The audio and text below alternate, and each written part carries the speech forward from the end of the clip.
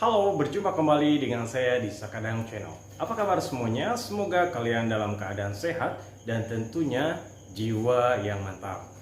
Baik, pada video kali ini saya akan berbagi kembali mengenai dekorasi ruangan.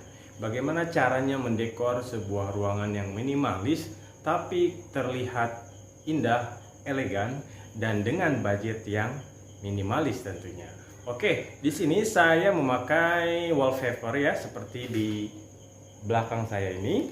Ini satu roll wallpaper, harganya itu kurang lebih kisaran 28 sampai 30 ribu.